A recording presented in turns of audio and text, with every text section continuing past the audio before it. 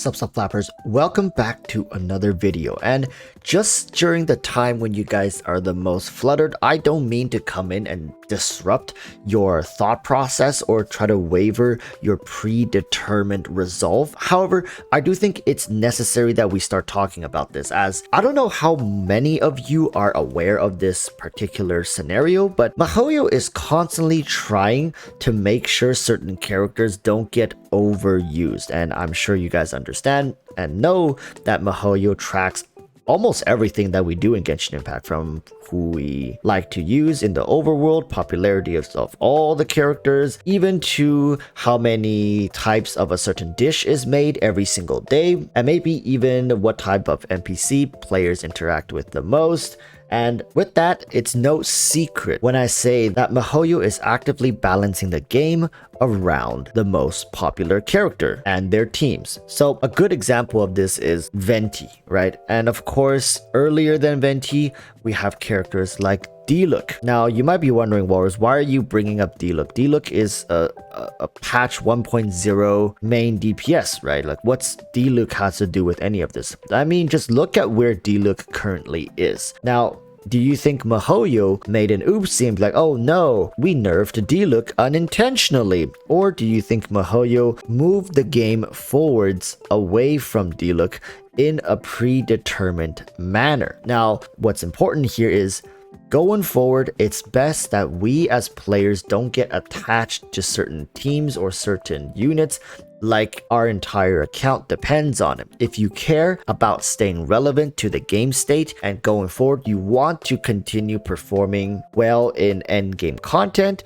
which arguably isn't too difficult. There are certain teams that have really stood the test of time, but allow me to show you guys how things will be changing going forward. Currently, Venti, while still is a very popular character, he certainly isn't as popular as he used to be in patch 1.0 and onwards. It didn't take much for MiHoYo to bring Venti back in line with everyone else. And currently, with the reruns coming up, we have Ganyu, we have Zhao, and we have Zhongli. The scenario is like this, right? What is the most popular current meta team that almost everyone is playing? The Regen national team is definitely one that comes to mind. Now, with that said, there are certain problems that comes with the Regen national team, one of which is how expensive it is. And I don't mean by the fact that you have to get a lot of 5-star characters, quite the opposite actually. Regen national team doesn't require that many 5-cost units, just one. However, the cost of bringing all these high value support units into the team makes it so that it's difficult to pair another team in the second half of BIS for this team, right? Unless you have some sort of wacky off meta team, which then you really need Raiden's national team to clear the first half really fast or clear the other half really fast. You're heavily relying on this team to pull their weight. Now, if we evaluate the current banners, you see that Ganyu and Zhao both have teams that don't need to heavily rely on units that are present in the Raiden national team. For Ganyu, although Bennett is preferred, it's not necessary. And the same goes for Zhao. A triple Anemo team could facilitate Zhao good enough along with a flex. Now, a lot of you guys may say that, well, if Bennett is not on Zhao's team, then doesn't he lose out on a lot of damage? And the answer would be yes and no. Currently, the strength of Zhao is that regardless of buffing, debuffing, shredding, or non-shredding, he himself has the scaling and capability to deal an insane amount of damage. And I think that's where a lot of the people who are pulling for Zhao truly sees in this character's value. Zhao isn't as reliant on buffing as he is reliant on a battery. Give Zhao his burst skill and just watch all the enemies die. It's not that crazy to think about. Now, talking about Ganyu, while Bennett, much like Zhao, is nice to have on a Ganyu melt team, let's say, the truth is that Ganyu is popular because she can be flexed into so many teams. Now, my point in talking about these two characters specifically is mainly because MiHoYo is placing both of them on reruns, and I think MiHoYo understand that being a part of the 2.0 main DPS cast, these two units have really stood the test of time, and of course along with Hu Tao are still quite relevant even in the current meta of things. Now of course Ganyu and Hu Tao are definitely utilized more than Zhao, just generally by players at the upper levels. However, it doesn't mean that it's because Zhao is bad. It's mainly because the current versions of the Abyss just hasn't favored him. And you know, people at the top of the leaderboards for speedruns or whatever, of course they're leaning towards efficiency. For regular players like us, you don't have to worry about a lot of these things. Can they all clear Abyss? Yes. Does Zhao have a harder time? Yes. But Ganyu's value, I do think, overall will outweigh Zhao. And here is the golden nugget in the video if you so choose to listen. Going forward, we see these energy sucking bishops, and it's safe to assume that this particular mechanic, much like corrosion, will be carried forward into other mobs. You guys already know the Electro Abyss Herald is capable of sucking energy, and that was probably the first iteration. Now the energy sucking bishops are here. We will get more and more and more versions like this. Do you think it's a coincidence that Raiden Shogun came out and now a mechanic to counter energy regen is also arriving in Teyvat? What a coincidence if that truly is a coincidence. Characters like Ganyu who rely solely on charge attacks could care less about their energies, as that's just not what they rely on to deal damage. Now of course, for Melt Ganyu that's a different story because it does rely on having that cryo application, and of course with Jiangling, with Bennett, and even with someone like Kazuha on the team, you want to cycle through your burst skill as often as possible, right?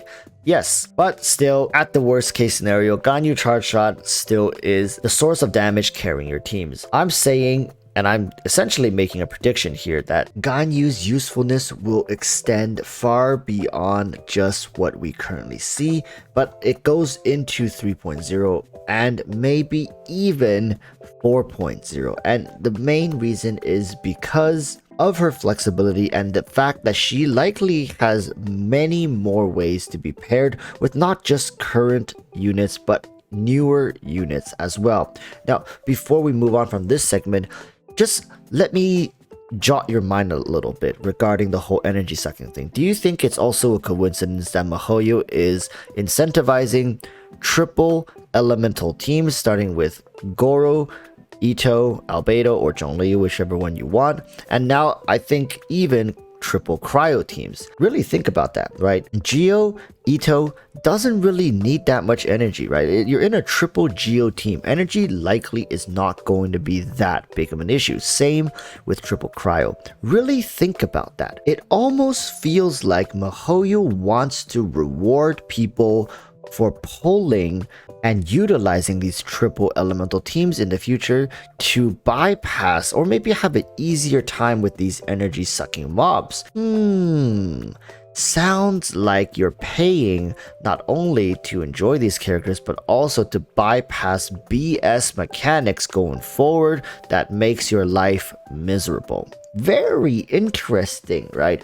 Now, if it's going to the point where multiple mono elemental teams are being incentivized by MiHoYo, that likely energy regen going forward is going to be a problem, and it's not a problem that can simply be solved by slapping Raiden, because Raiden is only one person, but you need two teams for the Abyss. Let that sink in for a little bit. And you will outlast a lot of carries going forward in general, simply because Ganyu is not restricted by certain conditions compared to a lot of other carries, and at the end of the day, that's where her strength is going to shine through. You can say she's boring, you can say Zhao is amazing, and of course you can say that Zhongli is irreplaceable, but when it's all said and done, it's much easier to counter Zhongli, Zhao, and all the other carries than it is to counter someone like Ganyu, and that's just the truth, I think, personally. Is this another video trying to hype people up about Ganyu? Maybe. you don't have to pull Ganyu. But I'm telling you again and again that Ganyu is a character that has both survived MiHoYo's trials and still having people develop new teams for her constantly. There are footages of Ganyu C0 hitting 100,000 damage with a 4-star weapon in a melt team. And do you think that is an absurd thing to say? If you think so, then maybe, just a little bit, that Ganyu is still overpowered. The boring Coco Goat, once again, I believe, is going to show us just how big of an oopsie MiHoYo made when designing her. Now, you might not believe me now, but let's wait maybe 2-3 patches down the line and maybe revisit this video then to see just how many of the current meta DPS have slowly fallen off while Ganyu still stays strong in both usage as a main DPS as well as maybe even support. Alright, thank you guys for watching this video. Comment down below what you guys think. Is MiHoYo making moves to kind of shift away from the current state of the game and into new meta characters such as Yoimiya, Kokomi, Raiden? Are they putting more heart and soul into these characters? But even amongst this scenario, somehow, just somehow, Ganyu finds a way. Alright, with that said, like, comment, subscribe, let me know what you think, and I'll see you guys in the next video. Until then, stay safe and peace.